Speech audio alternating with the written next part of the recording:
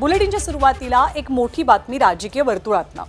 अजित पवार जे राज्याचे उपमुख्यमंत्री होते, अजित पवारांचं मुख्यमंत्री होण्याचं स्वप्न किंवा त्यांची मुख्यमंत्री पदावरती जाण्याची सुप्त इच्छा त्यांनी वेळोवेळी वेगवेगळ्या माध्यमातून व्यक्त केली होती, त्यांच्या कार्यकर्त्यांनी सुद्धा व्यक्त केली होती। पण अजितदादांचं अकाली निधन झालं आणि त्यांची ही इच्छा एक प्रकारे अधुरी राहिली। परंतु अजितदादांची ही सुप्त इच्छा किंवा त्यांची अपूर्ण राहिलेली इच्छा ही आता सुनेत्रा पवारांच्या माध्यमातून पूर्ण व्हावी असं खुद्द अजित पवारांच्या कुटुंबियांनाच वाटत असल्याचं समोर आलंय। 2029 साली सुनेत्रा पवारांनी मुख्यमंत्री व्हावं असं आम्हाला वाटत असल्याचं मोठं वक्तव्य जय पवार यांनी केलं। अनेक बारामतीकरांची इच्छा होती की दादांनी मुख्यमंत्री व्हायला हवं, आता दादांची जागा वहिनी घेतायत असंही जय पवार म्हणाले।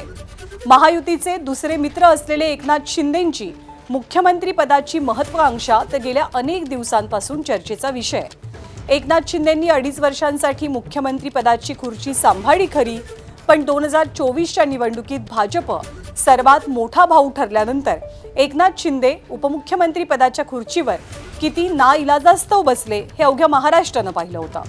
त्यात आता सुनेत्रा पवारांच्या निमित्तानं राष्ट्रवादीची मुख्यमंत्री पदाची इच्छा पुन्हा एकदा जागृत झाल्याचं दिसतंय।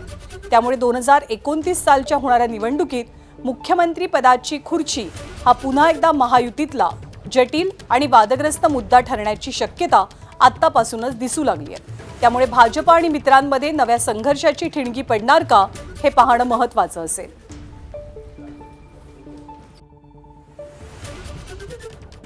सर्वच बारामतीकरांची एक इच्छा होती की दादांना त्यांनी एकदा मुख्यमंत्री म्हणून बघायला पाहिजे होतं आणि आता वहिनी पण तसे खूप कष्ट घेत आहेत। तर मला वाटते 29ला वहिनीच उभा राहतील आणि वहिनी आमची सर्वांची आशा आहे की ती जागा वहिनी मुख्यमंत्री म्हणून तिथं घ्यायला पाहिजे। तर मला वाटते 29ला वहिनीच उभा राहतील आणि वहिनी आमची सर्वांची आशा आहे की ती जागा वहिनी मुख्यमंत्री म्हणून तिथं घ्यायला पाहिजे।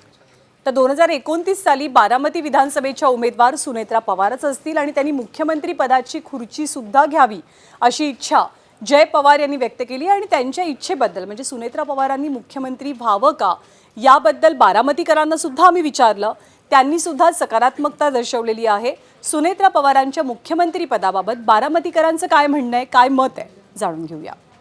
2029 साली सुनेत्रा पवार मुख्यमंत्री झाल्या पाहिजेत असं जय पवारांना वाटते, तुम्हाला काय वाटतं? सगळ्या बारामतीकरांनाच वाटतं। हां, सुरेंद्र वहिनी मुख्यमंत्री व्हावं। का बरं? का बरं? दादा नंतर वहिनीच आहे का? अजितदादा आता मुख्यमंत्री झाले असते ना, जर त्यांचे हे झालं नसतं तर ते आता मुख्यमंत्री झाले असते। त्याच्यामुळे आता बारामतीकरांची 100% हीच अपेक्षा आहे की बारामतीचाच मुख्यमंत्री व्हावं। दादांचं आदर स्वप्न आहे ते वहिनींनी आता पूर्ण केलं पाहिजे आणि त्यासाठी दोन्ही राष्ट्रवादी सुद्धा एकत्र येतील अशी अपेक्षा आहे आणि झालं पाहिजे।